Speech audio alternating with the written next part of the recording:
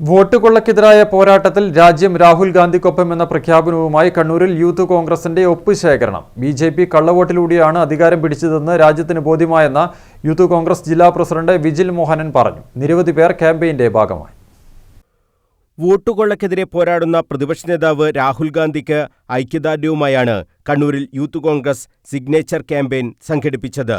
രാഹുൽ താങ്കൾ തനിച്ചല്ല, രാജ്യം കൂടെയുണ്ട് എന്ന മുദ്രാവാക്യം ഉയർത്തിയാണ് പൊതുജനങ്ങളിൽ നിന്നും ഒപ്പുശേഖരണം നടത്തിയത്. നിരവധി പേരാണ് ഒപ്പുശേഖരണത്തിന്റെ ഭാഗമായത്. സിഗ്നേച്ചർ ക്യാമ്പയിൻ യൂത്ത് കോൺഗ്രസ് ജില്ലാ പ്രസിഡന്റ് വിജിൽ മോഹനൻ ഉദ്ഘാടനം ചെയ്തു.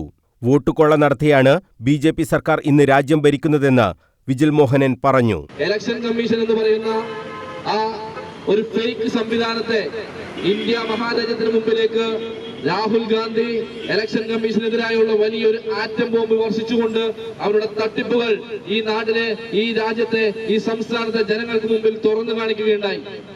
ആ തുറന്നു കാണിക്കുന്ന ആറ്റം ബോംബിനകത്ത് വ്യക്തമായി രാഹുൽ ഗാന്ധി തെളിവ് സഹിതം പറയുന്നു, ഈ നാട്ടിൽ കള്ളവോട്ടിലൂടെയാണ് ഇവിടുത്തെ ഗവൺമെന്റ് അധികാരത്തിൽ വന്നതെന്ന്. ജില്ലാ വൈസ് പ്രസിഡന്റ് ഫർസീൻ മജീദ് അധ്യക്ഷത വഹിച്ചു. സംസ്ഥാന സെക്രട്ടറി മുഹസിൻ കാദിയോട് മുഖ്യപ്രഭാഷണം നടത്തി.